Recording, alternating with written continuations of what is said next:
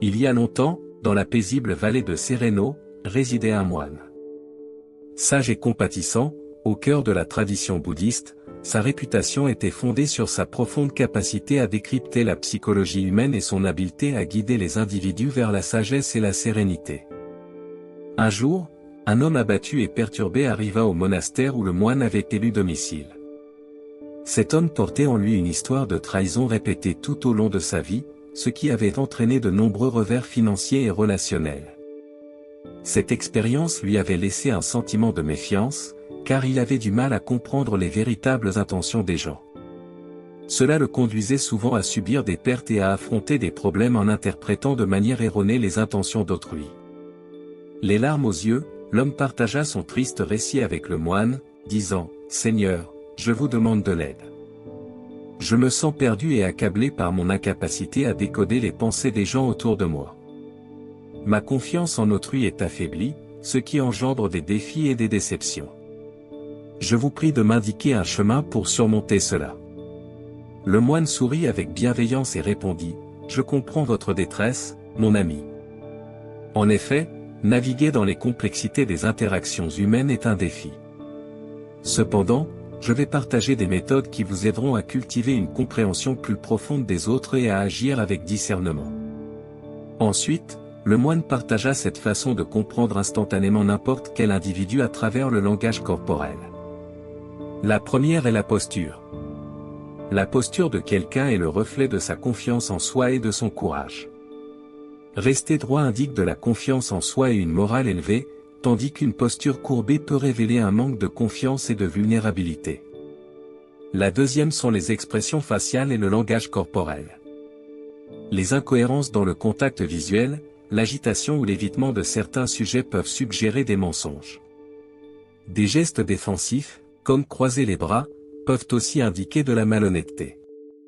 Le contact visuel est la troisième façon. La communication est profondément influencée par le contact visuel. Maintenir un regard prolongé indique souvent un engagement honnête, voire même de l'attirance. En revanche, éviter le contact visuel peut signaler de l'inconfort ou de l'insécurité.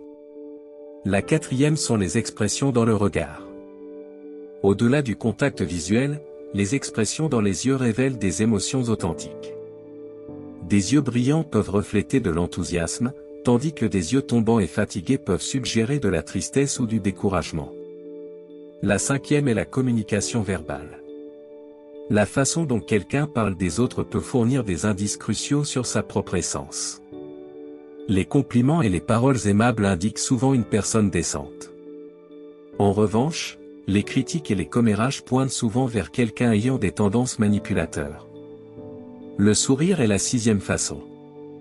Un sourire authentique se reflète dans les yeux, formant des rides autour d'eux. Un sourire faux, en revanche, implique souvent uniquement les lèvres. Observer ces distinctions permet de discerner si un sourire est authentique ou s'il cache quelque chose. La septième et dernière façon sont les gestes des mains. Ils révèlent des informations sur le niveau d'anxiété ou de confiance de quelqu'un. Des mains tremblantes ou agitées indiquent souvent de la nervosité ou un manque de sincérité.